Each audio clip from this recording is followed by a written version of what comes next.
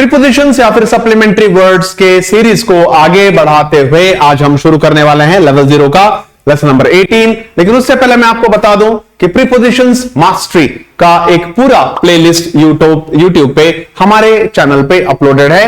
आप उसको देख सकते हैं, पूरे वीडियोस को आप चाहो तो डाउनलोड भी कर सकते हैं। हर एक वीडियो के डिस्क्रिप्शन बॉक्स में आपको नोट्स दिए गए हैं, आप उनको डाउनलोड भी कर सकते हैं। ये फैसिलिटी हमने इसलिए प्रोवाइड की है ताकि आपकी प्रीपोजिशंस की पूरी मास्टरी आपके पास हमेशा के लिए रहे। उसी सीरीज को आगे बढ़ाते हुए लेसन नंबर 18 में आज हम पढ़ने वाले हैं कुछ बहुत important words, once, once again, once more और वंस अपॉन अ टाइम। इन सारे वर्ड्स को देखकर आपको एक बात तो आपके दिमाग में आ रही होगी कि ये वर्ड्स हमने बहुत बार इस्तेमाल किए हैं, लेकिन आज भी आपको इनमें कंफ्यूजन है। आज आपका कंफ्यूजन पूरी तरह से दूर हो जाएगा।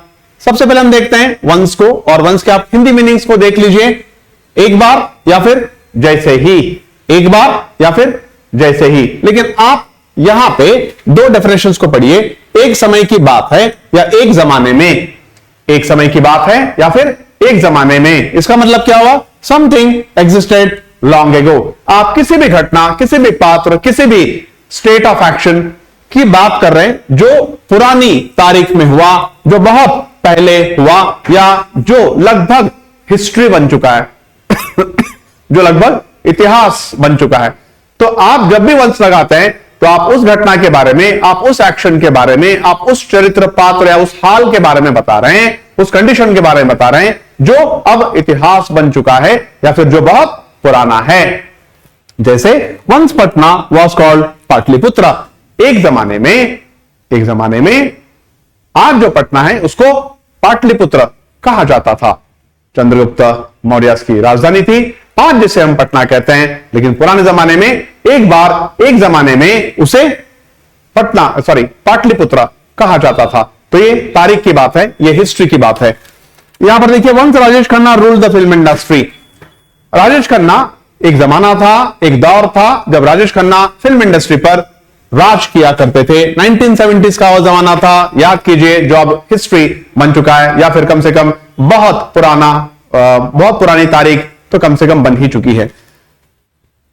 अब हम जनरली बोलते हैं कि once I went to Delhi in my childhood. मेरे बचपन में एक बार मैं दिल्ली गया था। तो अब मैं बच्चा नहीं हूं, ये काफी पुरानी बात है। इनफैक्ट इस बात को आप हिस्टोरिकल बात भी कह सकते हैं, क्योंकि ये बहुत पुरानी और तारीखी बात है, एक तारीख की बात है ये। लेकिन वंस का और एक मतलब होता है जैसे ही। देखो, जैसे ही के लिए हम जैसे ही को हम कैसे डिफाइन करते हैं? Exactly when an event takes place.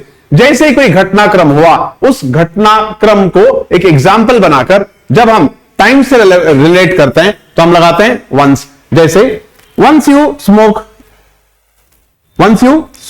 यहां पर I am very sorry, once you smoke यू हो गया है, थोड़ा सा यहां पर हमें करेक्शन चाहिए। हमारे टेक्निकल इंजीनियर करेक्शन देंगे आपको। Once you smoke you may get addicted, और sorry correct, once you smoke you may get addicted. देखिए, यहां पर एक कॉमा चाहिए। Once you smoke you may get addicted. जैसे ही या एक बार आपने सिगरेट पीना शुरू कर दिया तो आपको आदत पड़ सकती है। आप इसके अलावा और भी ऐसे एग्जांपल देते हैं, जैसे once Harish comes please call me. जैसे ही हरीश आए मुझे कॉल कर देना, राइट? हम ऐसे ही बोलते हैं। या फिर once you are done with your work please inform me. एक बार जैसे ही आपका काम हो जाए, आप मुझे, एक बार भी आ रहा है, जैसे भी आ रहा है, एक बार जैसे आपका काम हो जाए आप मुझे कॉल कर लेना।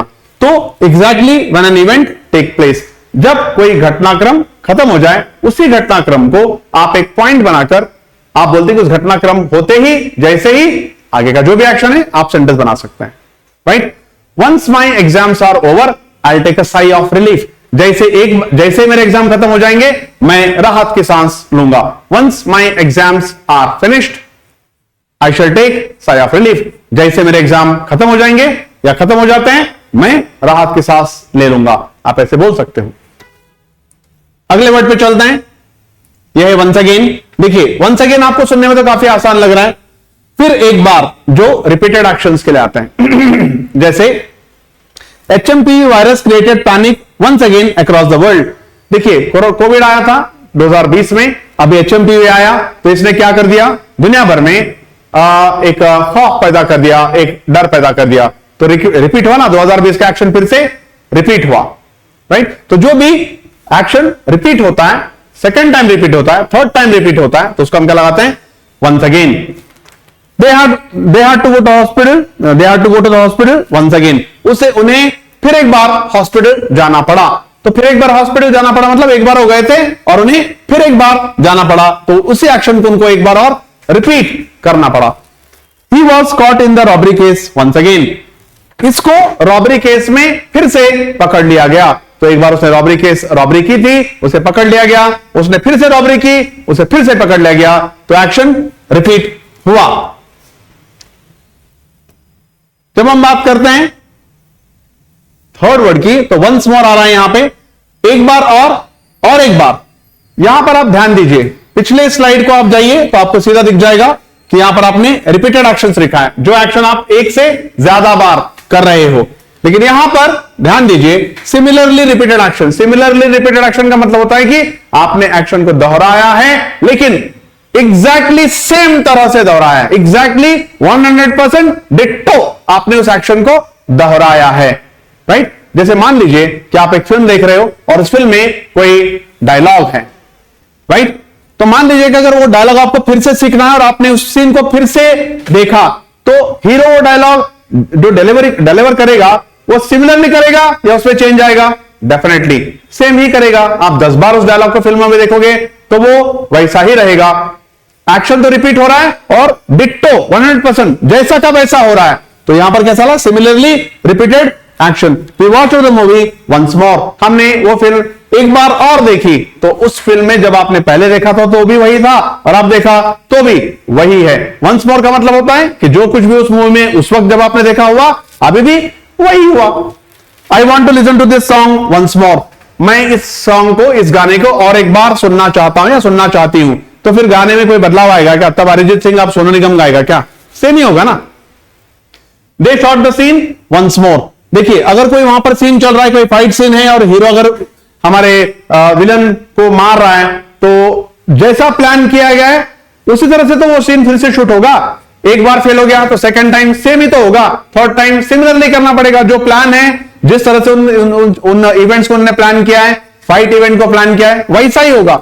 तो जब आप चीजों को दोहराते हैं तो आप क्या लगाते हैं? Once again. लेकिन आप चीजों को बिल्कुल उसी तरह से दोहराते हैं बिना कोई चेंज लाए तो आप लगाते हैं वंस मोर। यहां पर वंस अपॉन अ टाइम है, एक वक्त एक जमाने की बात है, और यहां पर सारी बातें जो भी हम बताते हैं वो इमेजिनरी होती हैं, वो काल्पनिक होती हैं। जैसे आपने बोल दिया वंस अपॉन अ टाइम, आपने देखा होगा परसों एक मूवी रिलीज हुई, परसों नहीं काफी पुरानी मूवी है, once upon a time in Mumbai. तो उन्होंने बोला कि मुंबई में एक जमाने की बात है जब मुंबई में क्या हुआ उन्होंने दिखाया, वो पूरी काल्पनिक स्टोरी है। उन्होंने उस फिल्म का title once upon a time in Mumbai था, लेकिन उन्होंने वंस इन मुंबई बोल के नहीं लिखा। अगर वो वंस इन मुंबई होता तो काफी पुरानी तारीख होती, इतिहास होता, उसमें सत्य होता, और अगर वो सत्य होता तो उनके फिल्म के ऊपर कोई भी केस डाल सकता था। लेकिन वंस अपॉन अ टाइम बोलते ही वो चीज क्या हो गई? काल्पनिक हो गई। तो फिल्म वाले ने कहा कि ऐसा मुझे लगता है, ये इमेजिनरी थिंग है कि एक बार एक जमाने में मुंबई में ऐसा हुआ था, जिसकी पुष्टि मैं नहीं कर सकता हूं। लेकिन वंस इन मुंबई तो इसका मतलब आप हिस्ट्री में चले जाओगे जिसके प्रूफ होंगे, और एक बार ऐसा सचमुच में हुआ था तो वंस लगेगा वहां पे। इसलिए उन्होंने फिल्म का नाम क्या रख दिया? Once upon a time in Mumbai, क्योंकि ये एक काल्पनिक कथा है। अब आप देखिए, once upon a time there lived a king with the horns on his head. एक जमाने में एक जमाना था, एक बार की बात है जब एक राजा रहता था जिसके 2 सिंह थे। तो अब राजा के 2 सिंह, ये तो सिर्फ कहानी में सुना है, एक्चुअली हमने तो कभी देखा नहीं है, और राजाओं को अब देखने की मतलब अपॉर्चुनिटी हमको मिलेगी भी नहीं मिलेगी वो नहीं मालूम। Once upon a time there was a flying fairy. Fairy का मतलब होता है परी। एक बात की बात है, कहानी ऐसे ही शुरू करते हैं हम लोग। जनरली कहानी सुनाते समय हम बोलते हैं वंस अपॉन अ टाइम, और भी काल्पनिक कहानी। तो एक बार की बात है, एक उड़ने वाली परी थी, मैंने तो नहीं देखा। Once upon a time there was a castle in there, castle, in fact castle in there, उसको कैसल नहीं पढ़ना है, मैं आपको बताने वाला था इसलिए डिफरेंस हो गया हो। Once upon a time there was a castle in there, castle का मतलब होता है महल। एक बार एक महल था जो हवा में था। अब हवा में महल, आप सोच के आप इमेजिन कर सकते हैं कि ऐसा कैसे हो सकता है। ये सिर्फ इमेजिनेशन में ही हो सकता है, या प्रैक्टिकलिटी में नहीं हो सकता है। तब हम इस्तेमाल करते हैं वंस अपॉन अ टाइम का। आई एम श्योर आपके लिए वीडियो काफी इंसाइटिंग रहा, आपको चीजें ठीक से समझ में भी आई। I Pradeep Kulkarni takes an off you. Channel को सब्सक्राइब करना मत भूलिए। चैनल को आप लाइक कीजिए, सब्सक्राइब कीजिए, फॉरवर्ड कीजिए और साथ में वीडियोस को पूरा देखा कीजिए। Thank you very much.